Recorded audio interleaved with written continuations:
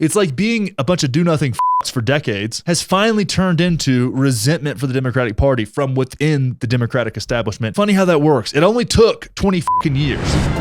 Yo, everybody, welcome back to Politically Homeless. Glad to be here with you today.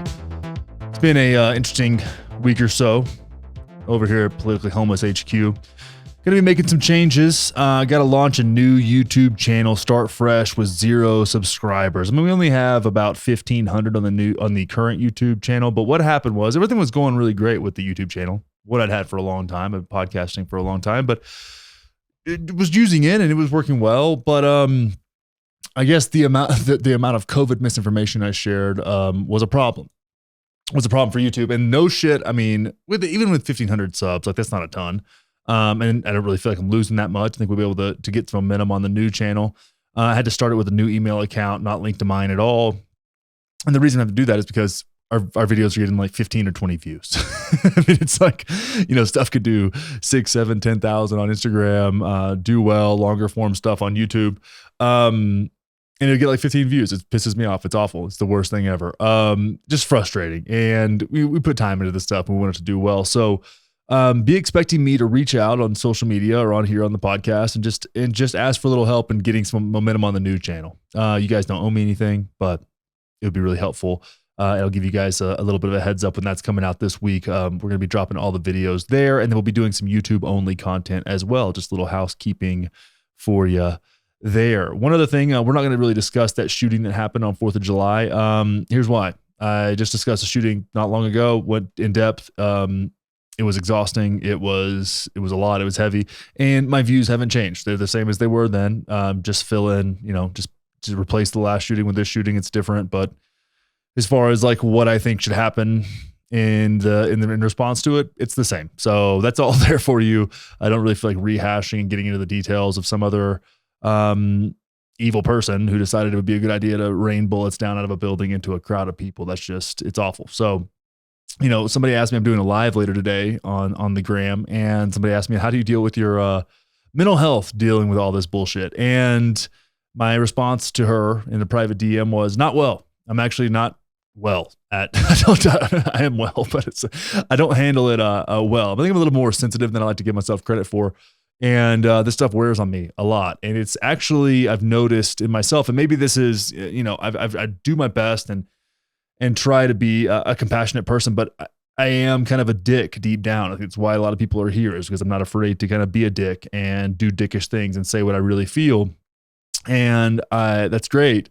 But I don't want to be like a bitter person. And a lot of this stuff, just like, especially in the comments or it's just social media stuff. It makes me a bitter person. Shit gets to me that shouldn't, but it does. Because I'm a human being. And I've been really trying to figure some of that stuff out, and even kind of reevaluating the show and how we're doing the show and how we're doing content going forward. So there are going to be some changes. That's what we've been working on over here behind the scenes. We got the new YouTube channel coming out. We're changing some things up. Going to be redesigning how we're doing merch. We're really we've been doing this for a couple of years now and getting figured out what we're going to do. And considering that you're here listening to this, you probably care. So, we're going to be doing 3 topic stories, whatever, per episode. Probably not going over that, maybe even less than that sometimes, with, of course, the something to think about clip in there as well at the end of every episode. Doing 7, 8 topics per show outside of the premium episodes on Patreon, which are different in the way that they're set up.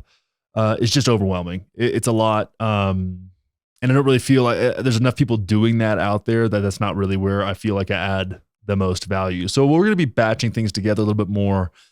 The segments may be a little bit longer, but we'll try to move through them a little quicker and just try and provide something that I don't feel like is out there, which is really just kind of looking at through lines, big stories, what that means, what it says about us, what it says about where we're going, things like that. I think that's kind of where we're at. But this is an interesting game to play when you're kind of fighting against some censorship, and I've got to be, even on this new YouTube channel, like we're just not going to put COVID content on there. I have to play the game, and I hate that. I don't wish I wouldn't. If Rumble wasn't a piece of garbage, that'd be great, but it is. So it's like the worst. Trying to search things on there is like, it's like an incompetent service. It doesn't make any sense at all to me personally. So we just got to play the game. And That's why I, asking for help in the YouTube channel and just doing things like what I'm going to ask you guys to do is just like, I'll have other videos up, just click them and then just let it play through. Just let it mute it if you've already heard the stuff and just let it play through, because that kind of stuff will get us momentum moving in the right direction. We just got to mind our P's and Q's. We went balls deep into saying whatever the we wanted to say on YouTube, and we paid the price for that, and just getting our whatever dial there is behind the scene that turns things down or up, we're all the way down. We're at zero. And just looking at the analytics, it just makes absolutely no sense. So we're changing things up and we're taking some risks and we're doing our thing.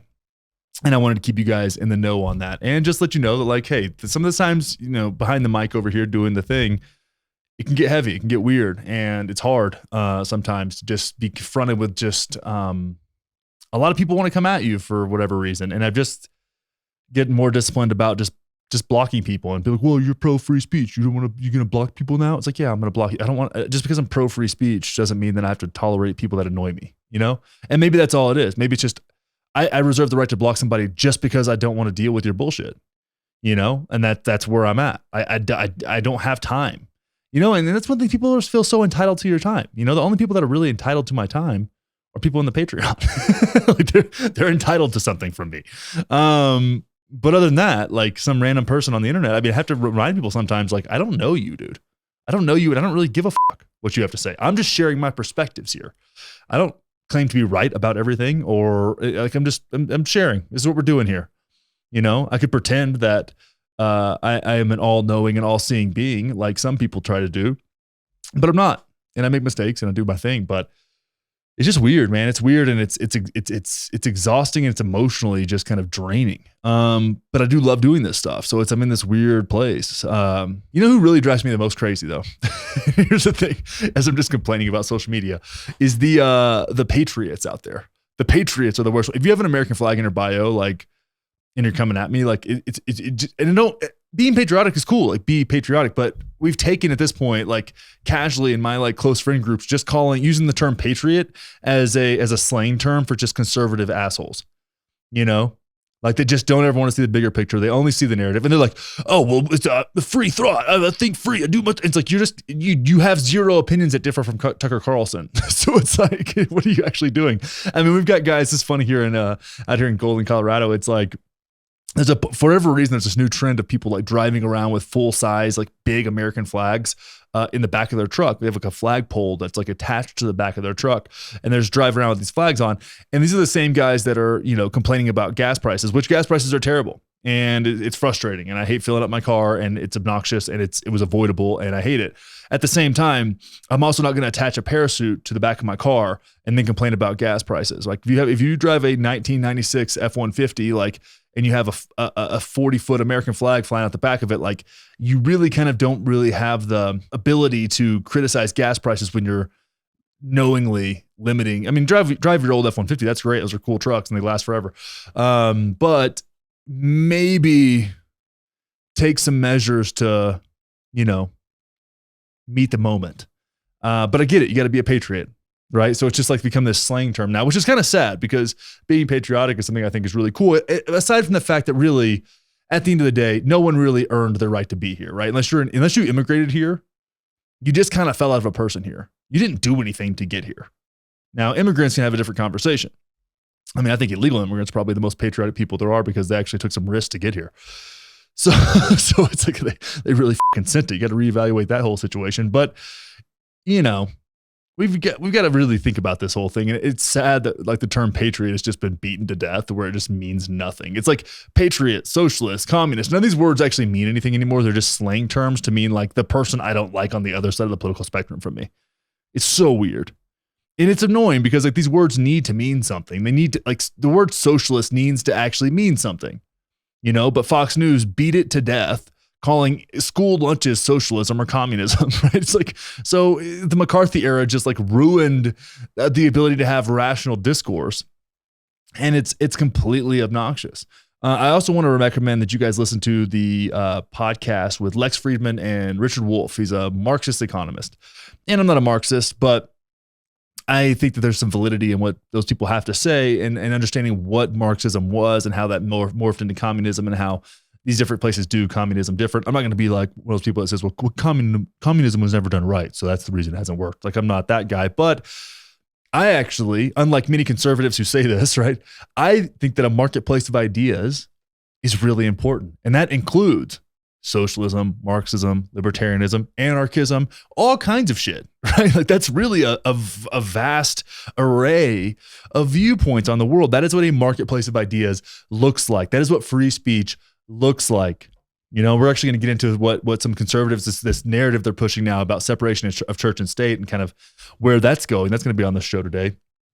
But, which, and you guys know where I'm going with that, but it's strange to me that it's like, I want free speech and a marketplace of ideas, except for those ideas. And I'm like, well, then you're just the same as the other side. He's like, yeah, we like, you know, like Gavin Newsom saying California's a state that values freedom. It's like, what? No, you don't. Like, we don't have a political party that supports is pro freedom. You know, that's just not like there's one that's maybe marginally better now, but given leverage, they'll restrict freedoms that they don't agree with, right? Based on their ideology, which we're seeing, Roe v. Wade, et cetera, et cetera. So it's just a weird time. It's a weird time where, like, I think what's making this kind of Orwellian is that both sides, this kind of uniparty, have co-opted speech and manipulated speech in such a way that words that used to mean something now mean nothing. And that's actually quite dangerous. And it's, I'm in this time too, we're in this weird place, or I'm in this weird place really, where I'm seeing people that I really appreciated. This has happened with two prominent figures in my kind of self-development life, Sam Harris and Jordan Peterson, in opposite directions, have just become characters of themselves. I'm actually doing something for YouTube only, just kind of talking about this Jordan Peterson, Elliot Page thing. And I'm like, dude, you remind me of the neighbor from Dennis the Menace. Like, you're just like a get off my lawn boomer now. And watching someone who I really appreciated and has had a positive impact on my life and had respect for and defended many times just turned into like, I don't even know, like a Canadian Sean Hannity. It's just like the weirdest thing. And I'm like, man, I thought you were better than this. And I get being villainized by like one side generally can turn somebody kind of bitter. But then I think I noticed that in Jordan Peterson, and then started seeing it in myself, like the bitterness coming in. And I was like, ooh, I need to like pump the brakes. I need to pump the brakes because I'm seeing this happen with somebody who I admired. And now I'm just kind of like, I just kind of, you know, take everything they say with a grain of salt, which I do with anybody, but like with Jordan Peterson, it wasn't as prevalent as I needed to be like checking myself for his silly ass biases. And I thought he was better than that. It's just it's weird, you know, it's strange. And just picking the strangest hills to die on. It's like, is that really the way you want to live your life? And so I'm seeing that. And again, I wouldn't notice it if it wasn't something that was in my own personal life that I need to be mindful of. So lots of stuff going on over here, lots of thoughts about where we're going and what we're doing and how we're going about doing it. But y'all's support is always appreciated. Again, if you really want to support the show, the best place to do that is in the Patreon, patreon.com/politicallyhomeless. There's a link in the show notes of this show as well.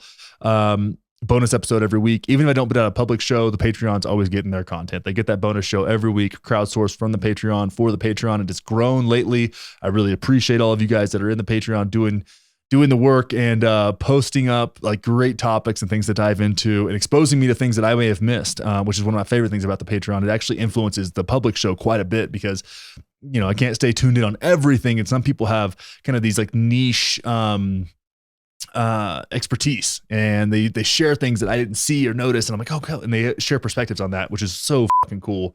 And those weekly episodes are some of my favorite things I get to do every single week. So if you want to check that out, patreon.com/politically homeless. Now let's get to the show. So 2024 is going to be here before we know it. It's going to be here before we know it.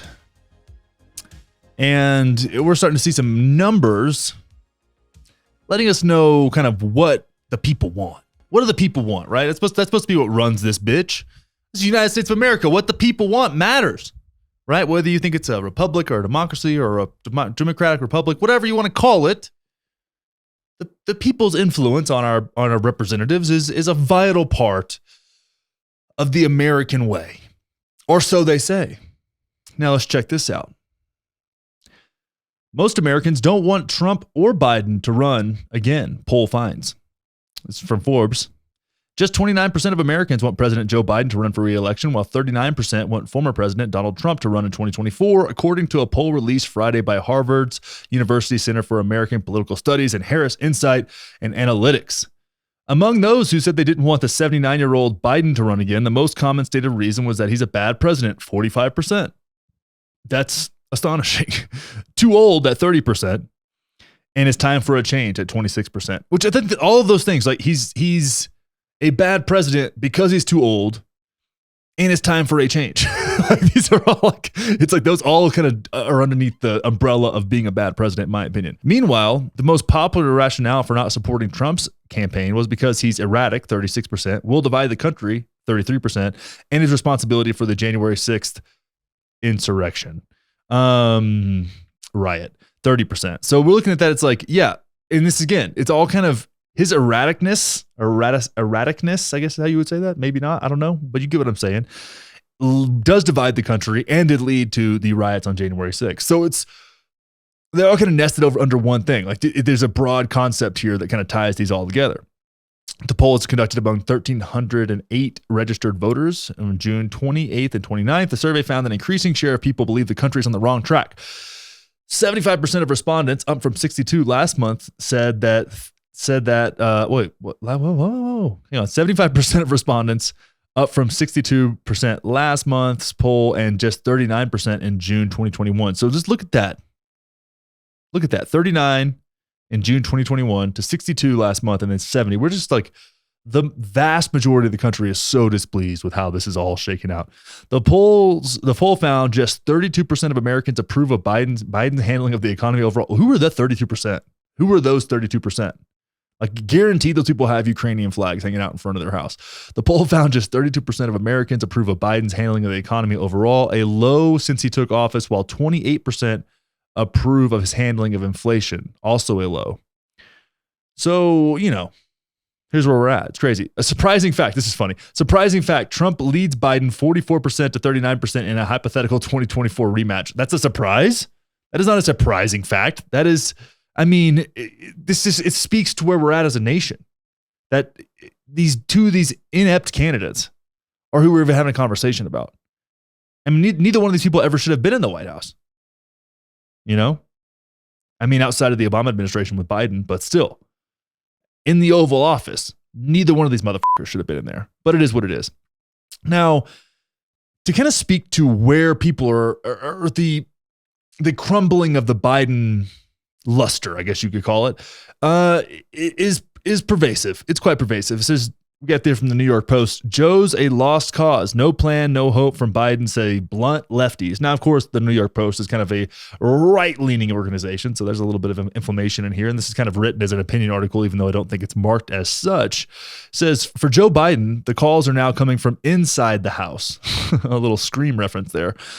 On a volatile group chat of left-leaning celebrities and Biden apparatchiks, CNN reports that anger was in the air. Will and Grace star Deborah Messing was apparently yelling that there was no point to voting. She was fed up. When you've lost Deborah Messing. Meanwhile, former Obama political guru David Axelrod said the administration looks out of control. No shit.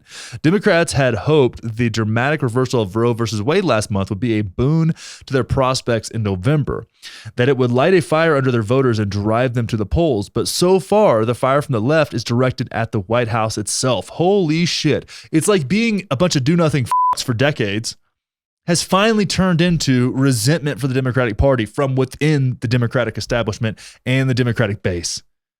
Funny how that works. It only took 20 fucking years. It only took that long for people to understand. It only took from the Clinton era for us to realize that these motherfuckers are not looking out for our best interests and are only in it for themselves. Funny how that works. Funny how when the party decided to depart from the party of FDR, and it turned into the party of Bill Clinton. It took this long for us to realize that was a bad idea.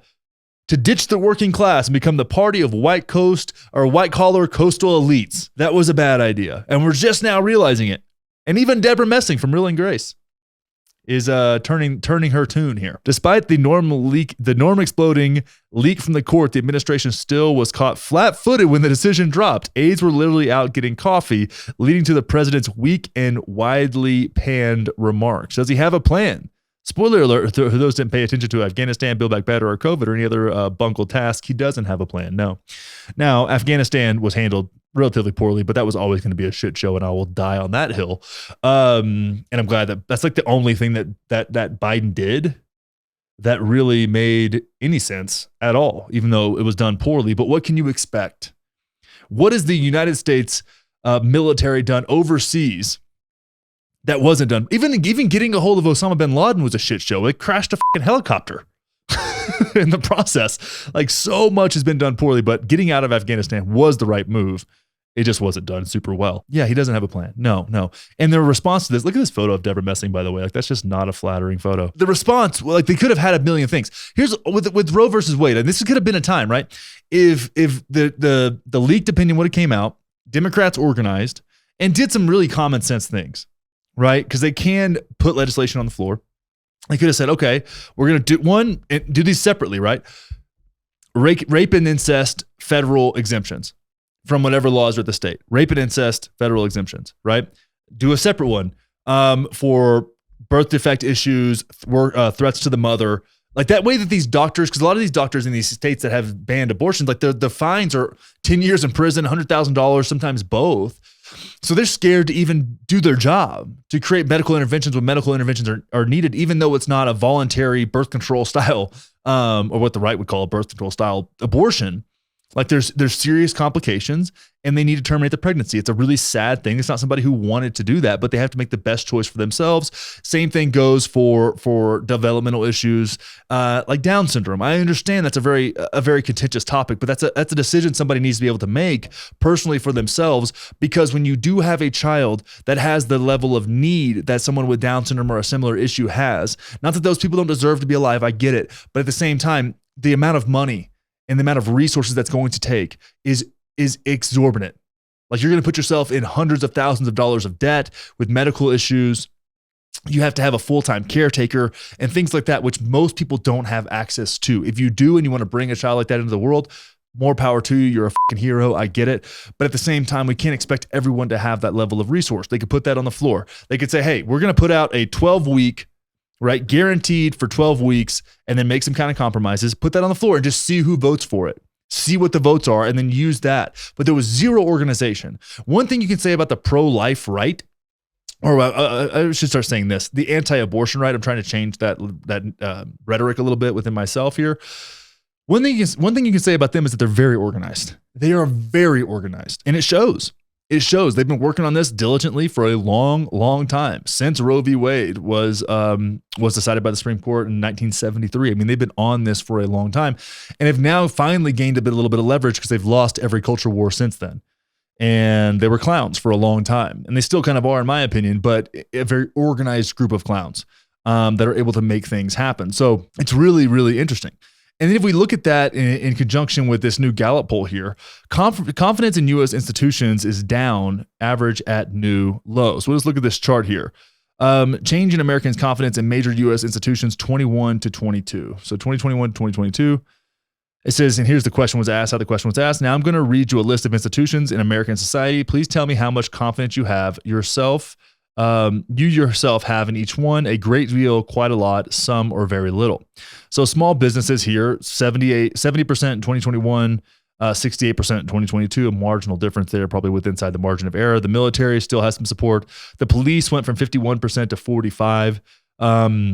That probably should be a little bit less than that. I mean, now, faith in the police to like do police shit? Yeah. Should you trust every police officer just because? No, absolutely not. The medical system went from 44 to 38. Again, I think that should probably be lower. The church or organized religion went from 37% to 31% because their behavior has been quite atrocious over the past year, in my opinion. Public schools have gone from 32 to 28. Again, these are small dips, but they do matter, right? Organized labor has stayed the same at 28%. Banks, I don't know why that's as high as it is at 33% and then 27% in 2022. Large tech companies from 29% to 26%. So a little drop there in large tech companies. The U.S. Supreme Court. Now this was done before the leak for Roe v. Wade, or the decision came down, excuse me, went from 36 to 25. So that's a big drop there, one of the biggest on record here. The presidency went from 38% to 23%. And that's not going to change, right? I'm sure that was, I wonder what that was in like the Obama era. Kind of the last time we had like a real president, even though he did some really dumb shit. Yeah, weird. Newspapers from 21% to 16%. Criminal justice system from 20 to 14.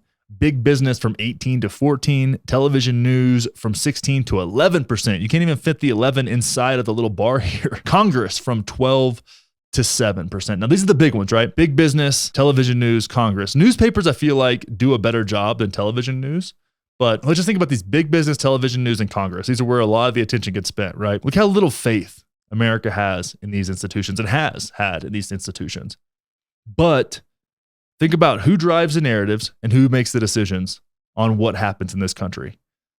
Primarily these three organizations or three institutions that have between on average, about 1 in 10 Americans trust these institutions and have faith in them. On average, about 10% of Americans have faith in these institutions, and they run our narratives, the decision-making process, our regulations. It's insane. It's absolutely insane. So what we're looking at here is kind of an America that's, in my opinion, pretty I mean, and the reasons why we don't trust these institutions is it varies. There's not a one reason in this whole thing, right? Like, we don't trust the office of the president, and we haven't for a long time. You know, you can go back to what happened with Bush, Iraq, Afghanistan, how that all shook out. You can go into the Obama years and how he promised things that never happened and was owned by Citibank, it seems, and the bailouts. Like, big business has done itself no favors in this whole situation. Congress the same, right? But the reasons we distrust these people are for very different reasons. So there's not a single solution to really to create more faith in these institutions. And I was actually at the Heterodox conference, and Batya Sargon was speaking, and I actually wanted to ask this question so bad because it was a really great panel of people from a very diverse backgrounds. I wanted to ask, and this is the real question, and something worth thinking about, like, will these institutions realize that they've lost our trust? They've lost the trust of the American public because they don't deserve it. They didn't earn the trust. They didn't respect the American people. And will there ever come a time where they decide they need to earn back our trust? Now, you'll see the reasons that, like, let's just say television news, right? Rachel Maddow will blame the lack of trust in MSNBC on Trump and misinformation. And if you go to Fox News, it's kind of the same in the other direction. It's, you know, everybody wants to play the victim. These large institutions that have so much power always want to play the victim. And they never take a second to step back and say, hey, maybe we should take some time and like really understand how we can earn trust in our institution. We need to earn it back with action, not a bunch of bullshit, right? Virtue signaling left, right, whatever it is. Where are they ever going to earn it back? And is there ever going to be a presidential candidate, right? As we're looking at nobody wanting Trump or Biden, but that being very likely being the way we go about it. Now, I think running Biden as a Democrat right now is actually the best move. Right, for the Democratic establishment, is to run Biden, let him get beat to death, because that's what's going to happen if he even makes it that far. He's going to get absolutely blown out, and then you don't waste another candidate that you like. That being said, I'd rather be somebody like Pete Buttigieg. Kamala Harris is a joke, so Pete Buttigieg, let him get the shit beat out of him, so he doesn't look electable at all, and then you lose the electability narrative going into later elections. So let's just burn your shitty candidates, all of them, if you can, right? Joe Biden's burned, Kamala Harris is burned. Burn Pete Buttigieg, and then you've lost your kind of like your little three-headed dragon there as far as like what's your hopes for the future, and you've got to completely reevaluate yourself.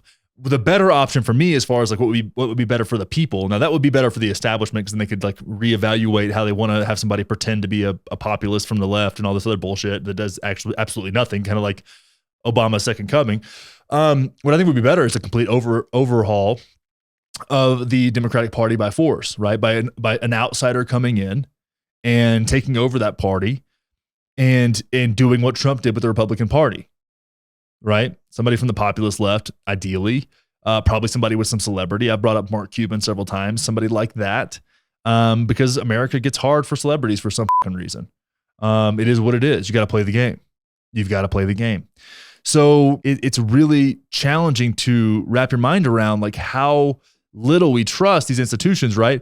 But then when you actually zoom out and think about all they've done over the decades, just whittle away our respect in them. And it seems like when it comes to the DNC and the RNC, the establishments of both these parties, it's like they would prefer for us not to have a quality candidate so they can keep us distracted and kind of LARP as culture warriors while they have to do nothing of value, nothing of substance, and take very little risk. But hey, that's just me. That's just what I think. It just seems to be the logical conclusion. I don't know.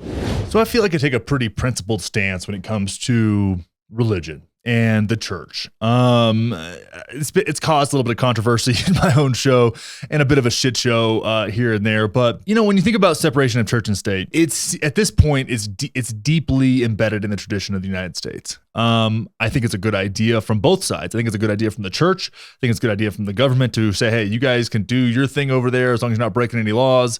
We'll stay out of it, and you don't have to pay taxes, which I kind of hate, but it is what it is. And the church saying to the federal government, like, "Hey, we're not gonna try and just overstep." But lately, and it's just happened. It kind of happens in like pushes over time. This idea that church and state need to be intertwined has become more and more popular on the far right. I think when we think about this and look at separation of church and state and its role in our country, we got to understand that when we're thinking about the founding fathers and what those people meant and how they thought and the world they lived in, we do need to put it in context. And I don't know if it's the best idea to really take the opinions around church and state that seriously from people that weren't far removed from a time where people were burning witches. Like, I think that if you're, like the QAnon of the time, in the 1700s were like people that thought it was a good idea to burn witches. Like your crazy uncle at Thanksgiving would be talking about how, it's not the satanic pedophile cult, it's the witches. Like it's the same thing, right? Like that's the person at like your first Thanksgiving, the crazy uncle was like, yeah, we need to burn those fucking witches. Like maybe that era isn't the time to emulate when it comes to how we construct a society. But I'm going to play a few clips here from some of my favorite far righties, Lauren Boebert and Charlie Kirk, as well as somebody from OAN. So let's hear what Lauren Boebert has to say about separation of church and state while doing something at a Cornerstone Church, Cornerstone Christian Center. I'm sure this is here in Colorado. The reason we had so many overreaching regulations in our nation is because the church complied. The church is supposed to direct the government. The government is not supposed to direct the church. That is not how our founding fathers intended it. And I'm tired of this separation of church and state junk that's not in the Constitution. It was in a stinking letter, and it means nothing like what they say it does. So the words separation of church and state aren't in the Constitution, in the same way the word abortion or terminating pregnancy isn't in the Bible. But you see what I'm saying here? When you're interpreting old ass shit, like you gotta use the best context clues you can to kind of infer what they mean. So let's go on and listen to Charlie Kirk here. Well, it's so sick because South American and Central American countries are actually very religious and very Catholic. So they're going into religious countries with almost missionary fervor to go and try to make these countries less religious. And again, there is no separation of church and state. It's a fabrication. It's a fiction. It's not in the Constitution. It's made up by secular humanists.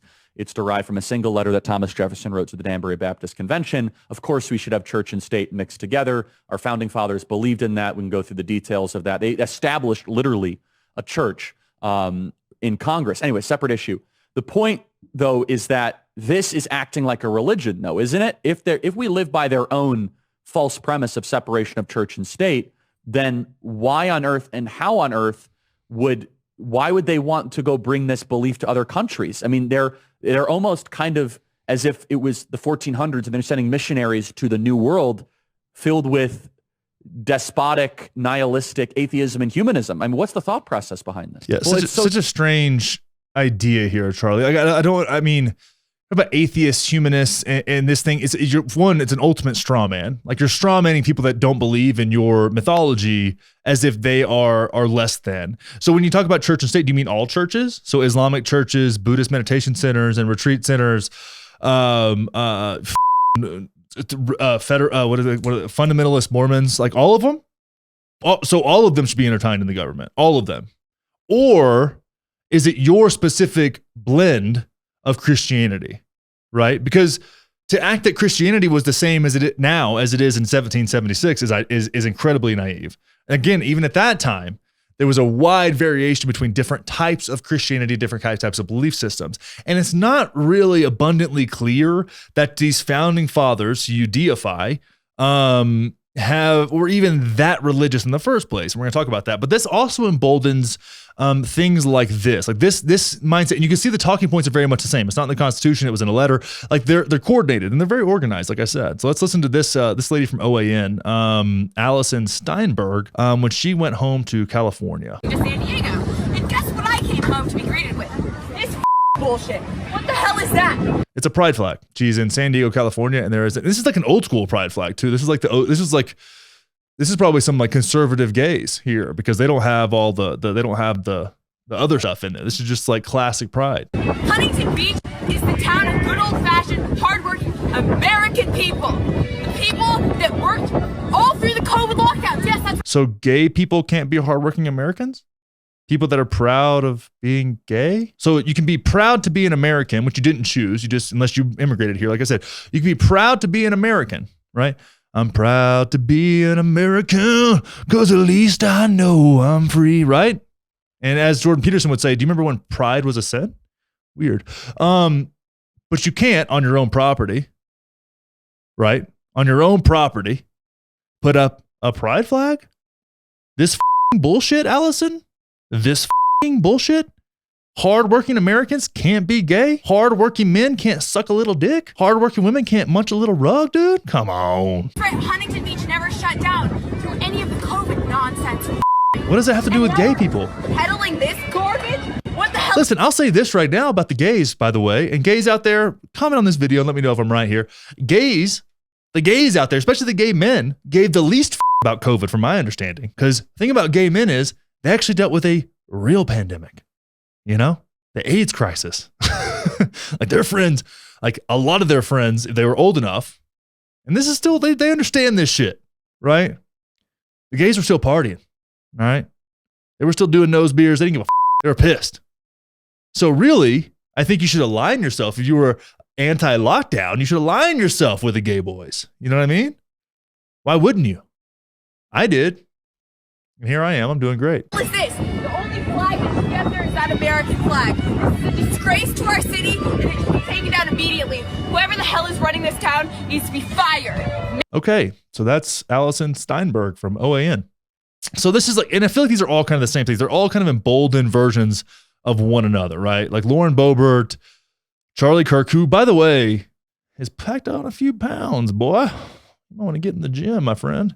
Started to look real Trumpy-dumpy over there. Anyways, moving on. And then Allison Steinberg, who's kind of a babe, but also crazy. Like, can you imagine if you swipe right on this broad in Huntington Beach, and then you're like, oh, hey, like, what do you do for a living? She's like, gay people. This is bullshit. And like, what? I'm just trying to get to know you. Yeah, well, there's a pride flag outside, and I'm upset about it. It's like, well, it was nice to meet you, Allison. I'm going to go ahead and off. Like, can you imagine? She's like catfishy with her craziness. So anyways, now the separation of church and state. Let's talk about this. Where can I find separation of church and state in the Constitution? Answer. Although most people believe the words separation of church and state are actually in the Constitution, the words cannot be found there. Rather, they are words penned by Thomas Jefferson in a letter which explains the First Amendment of the Constitution, or at least Jefferson's view of it. The actual words in the First Amendment of the Constitution read as follows: Congress shall make no law respecting an establishment of religion or prohibiting the free exercise thereof. So when I read that, I think, okay, Congress shall make no law respecting the establishment of religion. So nothing involved, like they're not going to get involved in making a recognized religion or prohibiting a religion from existing, right? And recognizing itself. That's what I read in that, right? Which to separation of church and state. Secularism is wonderful for government. In the fall of 1801, the Danbury Danbury Baptist Association sent Jefferson a written address congratulating him on his election, third president of the United States. In his reply on January 1st, 1802, Jefferson penned these now famous words: "I contemplate with sovereign reverence the act that the whole American people, which declared that their legislature should make no law respecting an establishment of religion or prohibiting a free exercise thereof, thus building a wall of separation between church and state." Okay.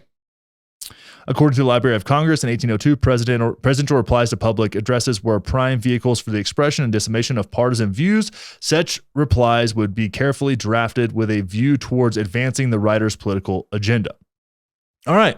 Now, so, okay, well, that's one person. That's one of our founding fathers, which that term wasn't even coined until much later, right? They didn't really know they were the founding fathers when they were the founding fathers. So we're going to read through the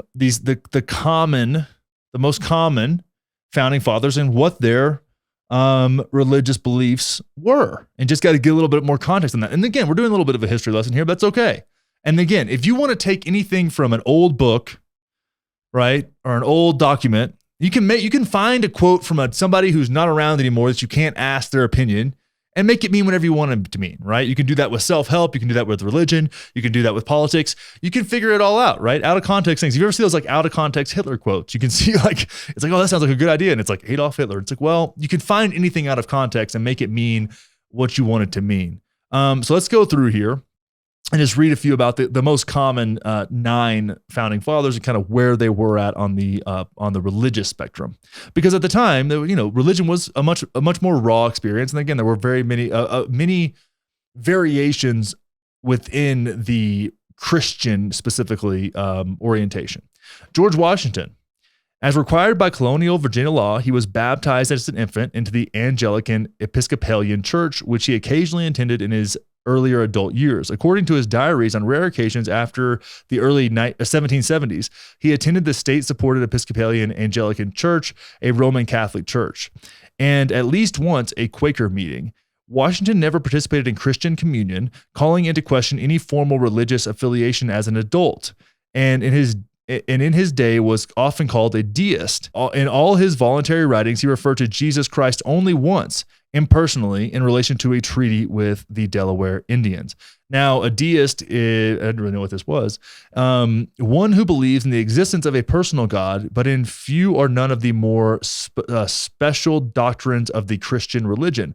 One who holds some of the more general positions of the Christian faith concerning the deity, but denies revelation and the authority of the church. And another meaning here is one who holds the opinion that there is a God, but no divine providence governing the affairs of men. One who holds that God is not only distinct from the world, but also separated from it. And the synonyms here are atheist, skeptic, and infidel. So keep that in mind. Now, John Adams, as a non-traditional Unitarian, his views fell outside the realm of the Orthodox Christianity. Thomas Jefferson. Jefferson was a leading deist who voiced respect for Jesus as a human teacher of moral truths, only occasionally attending church services and rejecting the doctrinal teachings of the Bible.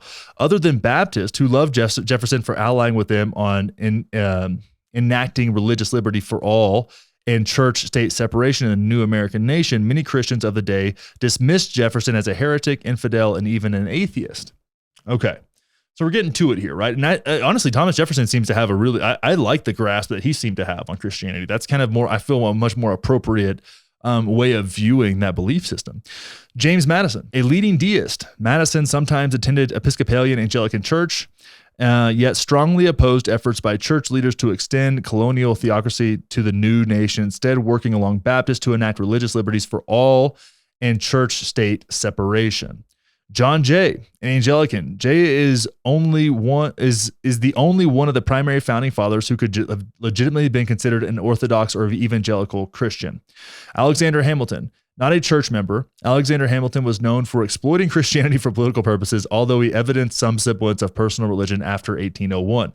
Benjamin Franklin, Baptized as an infant, as required by colonial law, and raised as an Episcopalian, Franklin became a deist in adulthood and rarely attended church. 1 month before his death, he wrote a letter in which he summarized his creed as belief in a creator of the universe and the moral teachings of Jesus, but not in the divine Christ. In addition to two other men, James Monroe, a deist, Monroe sometimes attended the Episcopalian Church. Thomas Paine, like most of the founding fathers, Paine was a deist who was not an active churchman and who rejected Orthodox Christianity. Paine summarized his creed as, "My own mind is my own church." So when Charlie Kirk's talking about humanists, it seems like he's talking about Thomas Paine, one of the founding fathers. In other words, although many Christian nationalists claim that all 7 or all 9 of the founding fathers herein listed were evangelical Christians, the claim simply does not hold water. Unless one employs a rather creative definition of Christian that would never be welcomed in today's evangelical churches. So what we're seeing here, right? And this is a common trend. The people that have the foresight and the thought to create a society, which is what these people did, they're generally kind of more of philosophers than anything else, right? And when you get down the rabbit hole, when you start embracing like philosophical thinking, dogma doesn't really do you any good. You've got to zoom out of that. That's why one of the reasons I love Alan Watts so much. Alan Watts is one of my favorite thinkers, one of my favorite philosophers. He's fantastic because he can zoom out and he can be irreverent when it comes to several different topics of belief systems, because the practice there is to understand why people believe what they do and then find common threads throughout them, which is something I respect and admire about him and something I try to apply to my own life. So when we look at this separation of church and state, as I said before, it may not be the best idea to really even adopt. And I can sit here and be like, well, these people agreed with me because I see some things that say that they agree more with my way of living. And it's like, well, maybe we should just make a practical decision about where we're at now and what works best now and what churches have become, right? Joel Osteen would not have been an appropriate figure in this time. You know what I mean? He's not an appropriate figure now. But the idea that you can make these people out and do some revisionist history to make them into what you want them to be is cruel and shallow-minded and short-sighted and incredibly problematic. I mean, when you start inviting religion to guide the nation through the lens of politics, like you're really opening up a can of worms. You were absolutely opening a can of worms. Like I align more with Buddhism than I do with any other belief system out there, right? It speaks to me and I understand it resonates with me. And I hope that my Christian friends have that same experience with Christianity. I really do. I think it's important to have something that you can look to and learn from, and the teachers of that religious belief like resonating with you in a way. And I think much of it is resonance. I would not want to force Buddhism into our government. I would like to see some more Buddhist politicians for sure. Right? Some people that I think embody those values. I love that. But it's not appropriate for me to try to project my religious beliefs through the lens of a organization that has a monopoly on violence. Right? That's a slippery slope. It is very dangerous. And I don't understand why this is happening. Now, what I do want to say is what I think is happening here. What it seems to be is that this is a very coordinated effort. And this is really good. The conservatives are very good at this. Liberals are awful at this. The modern liberals, classical liberals more so, but liberals are terrible at this. But what these conservatives will do is they'll push the Overton window, right? They'll broaden the Overton window into creating more acceptable thought. That way it makes their demands seem more reasonable, right? It's like, well, we're going to ban abortion, but we really want to infuse church and state. And it's like, well, then your compromising place ends up being like, God, just stop, They're just making their demands seem more reasonable by pushing the over window further to the right. Right. And you saw some of that with people like Andrew Yang pushing the Overton window to the left, talking about UBI and things like that. Bernie Sanders talking about universal health care. Like that pushed the Overton window for sure. So we've got a broader Overton window, which really means that you got to have more critical thought. You got to have the capacity to critically think, or else you're going to get captured by some crazies, right, on either side. So we're in a really strange place right now. But when we look at this whole thing, this like separation of church and state conversation is really important because this could lead to real violence. Like putting the government being led by the church. That's like that's a tail wagging the dog situation. Scary, very scary. Laws put on the books, right? which are laws are really just guidelines for when violence is acceptable or literally like imprisonment, right? Like these are the consequences of laws or imprisonment and violence, right? That's what happens when those things aren't followed. When those are constructed by a mythology, the founding fathers understood that's not a good idea, right? That's not a good idea.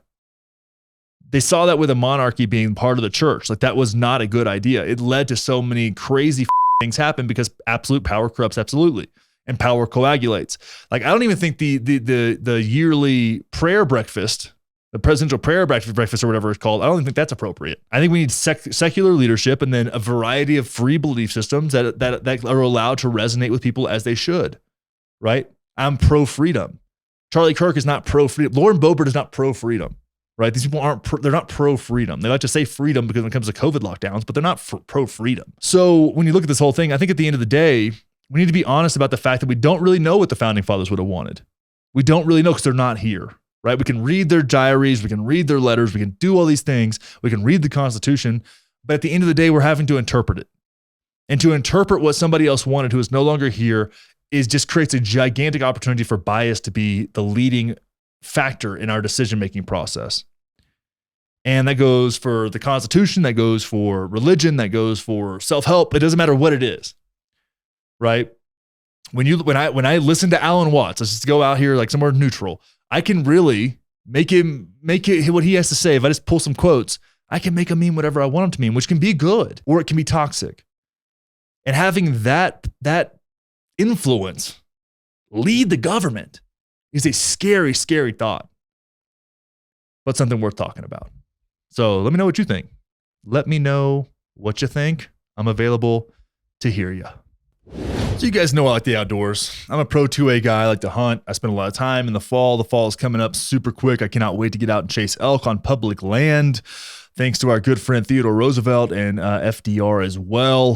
That family's done a lot to keep our public lands public. And, you know, when it comes to things like public shooting ranges, public hunting property, public water to fish, public water to duck hunt on and waterfowl hunt on, all these public lands, you know, they're not cheap. It takes a lot to put these together. Something I really appreciate about the states, particularly out in the West, who have done a great job of preserving public lands. Whenever that stuff gets bought up by a ski resort or some shit like that, or some private whatever, it pisses me off. It frankly pisses me the off. And I wish we did more to pay for more access for hunters and fishermen to get out and do their thing.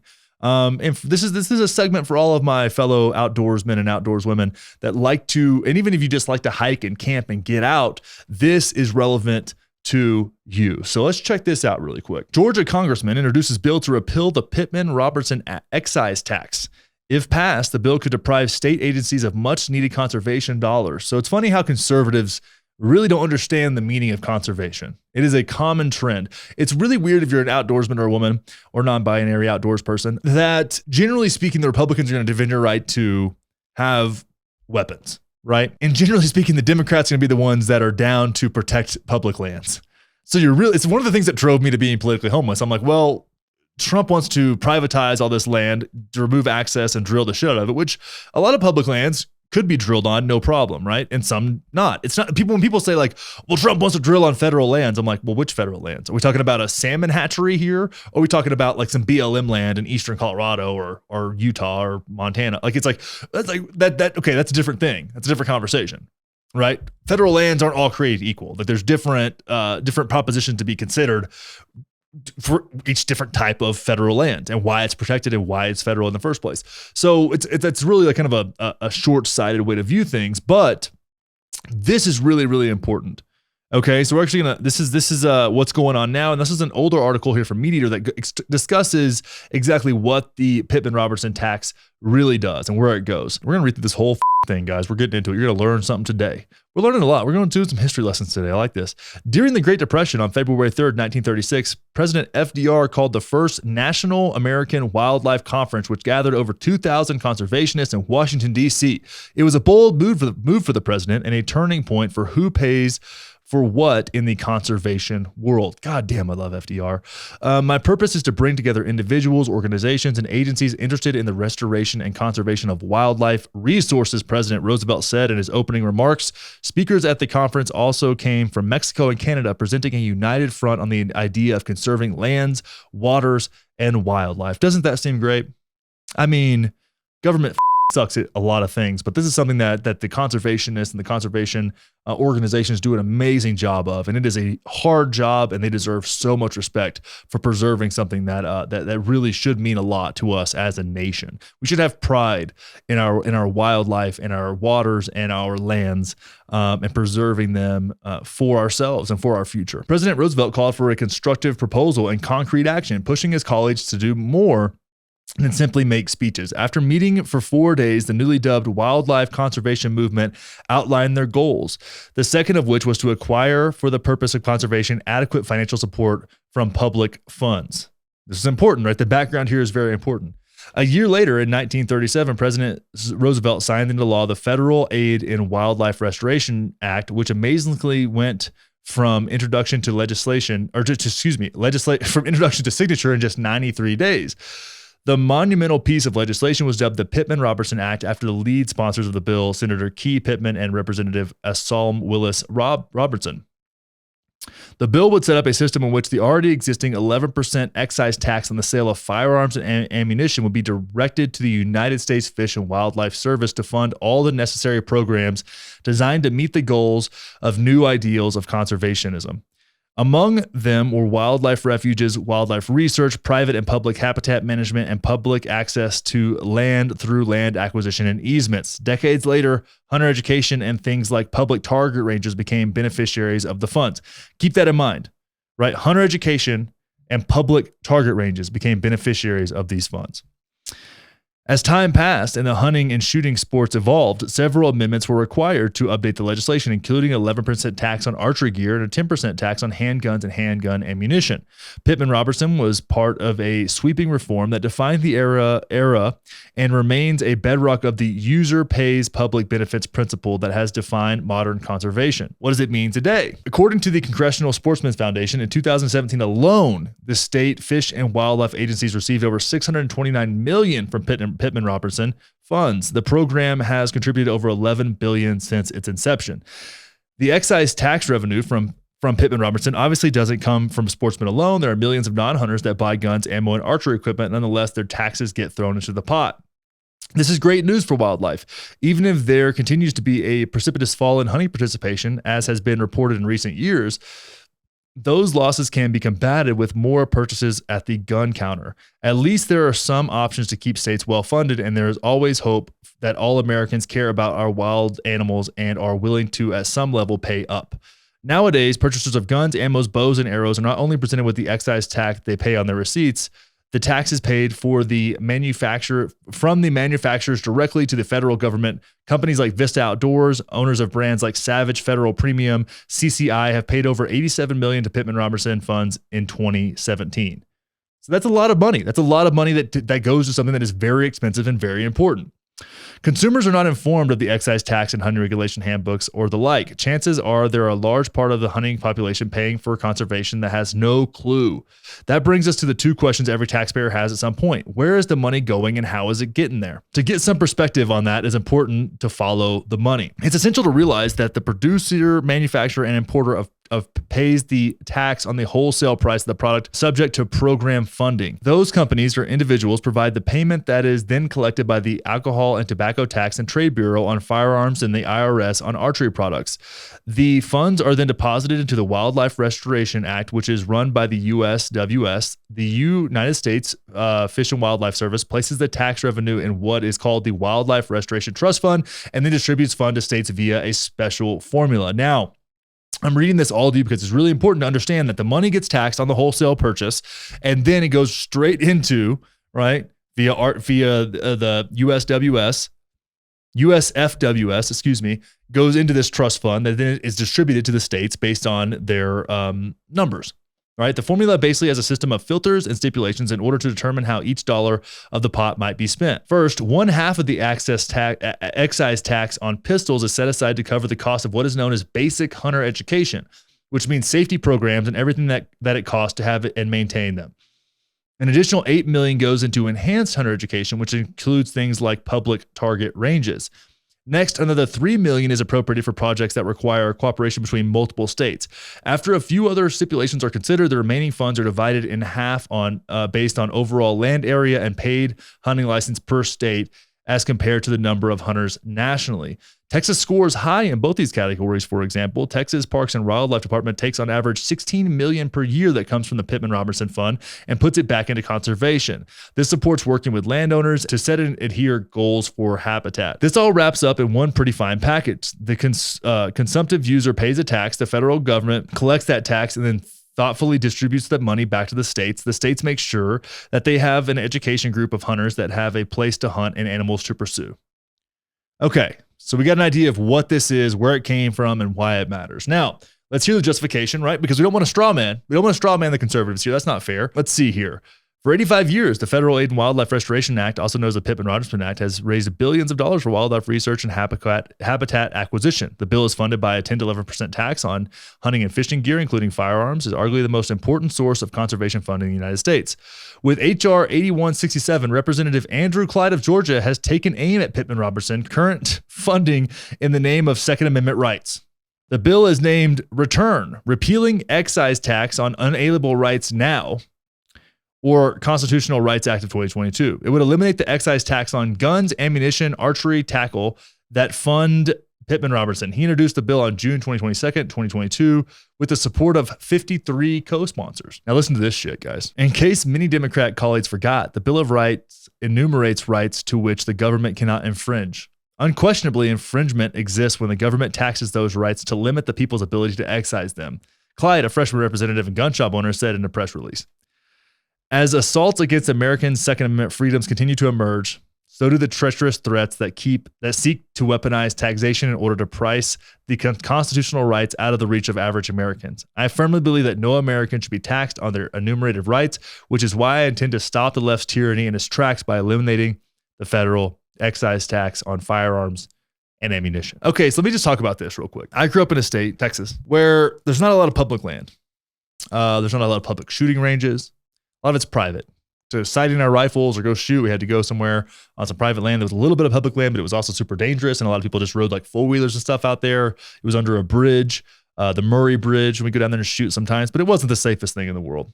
And I would never let my kids do something like that. It's a little bit wild. Now, this is in response to a Democrat who tried to use reconciliation to put a 1,000% excise tax on AR-style weapons. To that guy, whoever that person was, I want to say these two words. You. That's stupid and partisan. And that then opened the door to this Republican congressman, freshman, by the way, who's trying to get some attention, and 53 co-sponsors to sponsor this bill that would decimate conservation. What good is a gun if you have no place to go shoot it? Now, he's claiming that it's putting it out of reach of average American citizens with average income. He's saying that. Do you know how much it costs to get a hunting lease in Texas? A good one? $20,000 a year?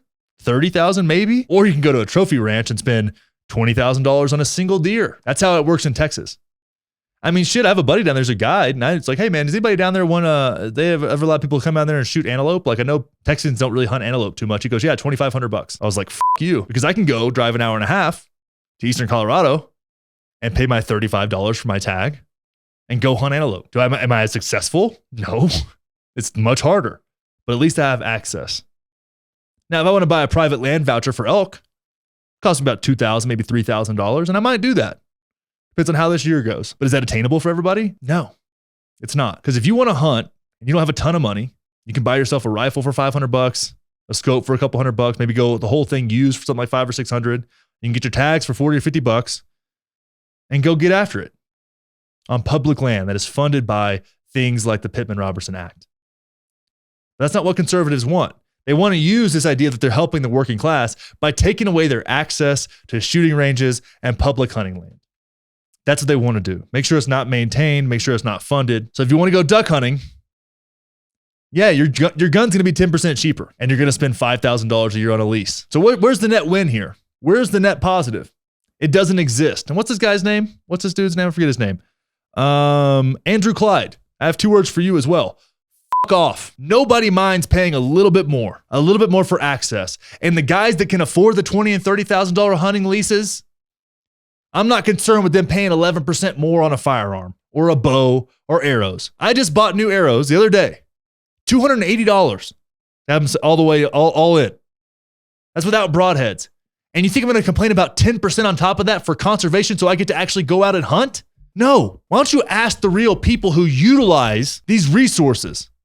This is the only kind of tax that I actually like. We see exactly where it goes. It goes from the wholesale directly to the states and is distributed based on data and understanding. The people that run, the conservationists who run these organizations are fucking smart and they work hard and it's a lot of work. And the conservatives have done nothing. In Utah right now, they're trying to get rid of BLM land, which is a vital winter range for mule deer and elk, and put housing developments on it. Well, we're just going to build up all the winter range of all these animals so that way they either get habituated with people or hit with cars? Is that how we want to live our life? Is that what we want to do? Is that where we want to go? Because that's what conservatives want. I hate it. I wish conservatives would find a backbone and stand up for conservation. Because a lot of these motherfuckers that I meet out in the woods are their base. I'm not by any stretch of the imagination, but a lot of those trucks I'm parked next to at 4 o'clock in the morning on public land about to hike a mile to go shoot some ducks, that's their base. And they spit in their face with shit like this. They spit in their face. I got a buddy I hunted with the other day. He's an Amazon warehouse worker from Louisiana. I hunted with him opening day of duck season last year. It wasn't the other day. It was a little while back. Hardworking guy. He works under 40 hours a week so that Amazon doesn't have to pay for his health care, and brings home after taxes about $2,000 a month. Is that guy going to have access to a hunting lease if he wants to go hunt ducks? No, we were sitting by the edge of a public lake shooting ducks. I could get a lease if I needed to, and I'd invite him out there with me. But that's the conservative base, man.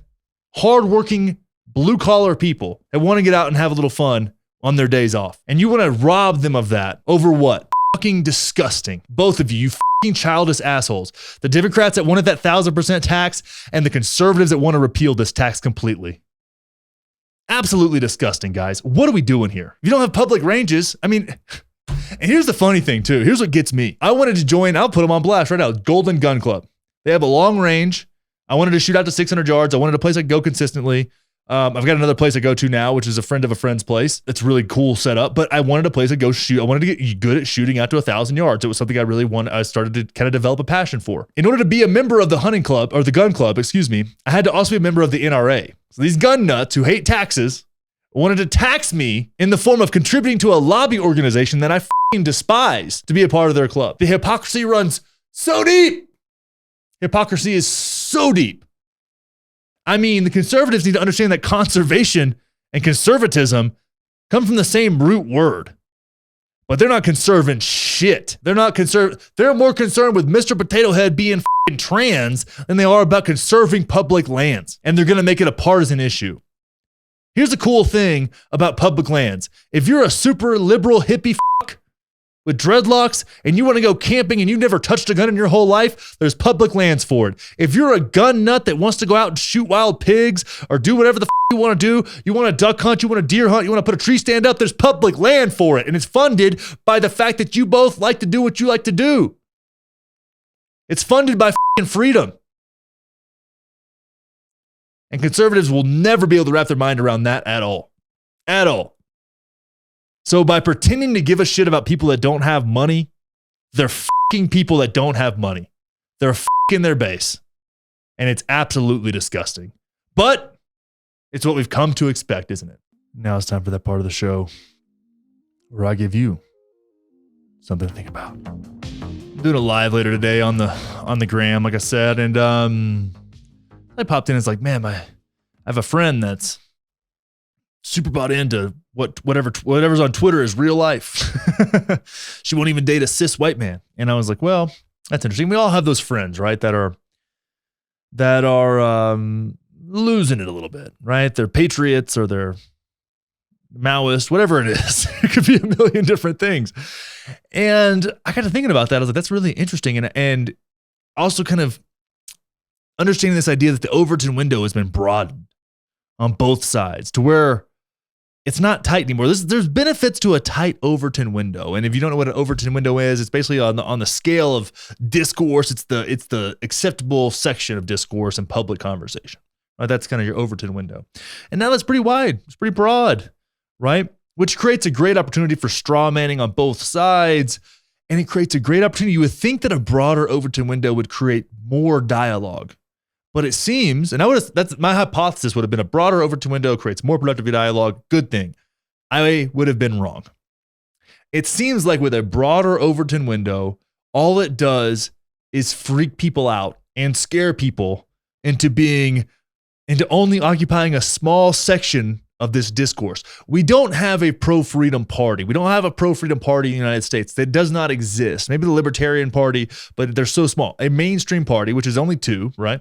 The Democrats and the Republicans, the DNC and the RNC and their establishments, neither one of them are very pro-freedom. So it doesn't do them, and there's no incentive for them to have a broad variety of discussions and a marketplace of ideas. It doesn't do them any good. There's no incentive. And politics and life is a game of incentives.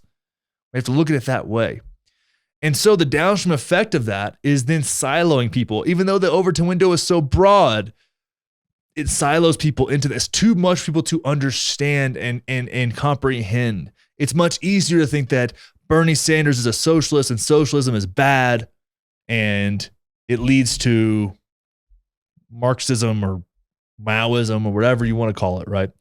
It's so easy to think that Donald Trump is a fascist and the January 6th thing was a coup, and to just leave it there, because to actually investigate your own ideas and assumptions about who someone is and why they are that way actually involves effort. And we live in a low effort society. Mentally anyways. Physically too. That's why people are generally obese. When you look at this whole thing here, you would think that a broader set of ideas and a broader set of conversations would actually be beneficial, but it only works if the leadership, right, in your discourse embraces broad concepts, and we do not have that. That is why faith in institutions is waning. That is why we dislike each other so much. And what I want to encourage you to do, what I want you to think about is, what are the areas in your life where you straw man, where you close somebody off, where you close off an idea? Have you actually taken the time to understand that idea deeply enough to steel man it? If you're a hardcore libertarian, I want you to find the best reasons, the best justifications for Marxism. If you're a Marxist, I want you to go find the best reasons and the best justifications, the most valid beliefs within libertarianism, right? As one example. If you're pro-gay marriage, anti-gay marriage, pro-choice, anti-abortion, whatever it is, find the most valid and most powerful points that your opposition has to be able to steel man that. Not so you can argue better, even though it is an unintended consequence, but so you can have a better understanding and maybe be willing to understand where people are coming from and create a compromise. And in that way, you can be a change that I hope you want to see, unless you want to see a nation that's divided and at each other's throats constantly. I don't know about you, but I'm pretty tired of that reality. But anyways, it's something to think about. Thank you guys so much for being here. Support our sponsors. Join the Patreon if you have the ability to. It's only $6 a month. You spend more money than that on silly bullshit. And then you can get involved in the conversation and help construct these podcast episodes and get that bonus episode every week and get early merch drops and all kinds of other shit. You guys are awesome. Patreon.com/politically homeless. Keep your head on straight. Love ya. See you next time. Bye-bye.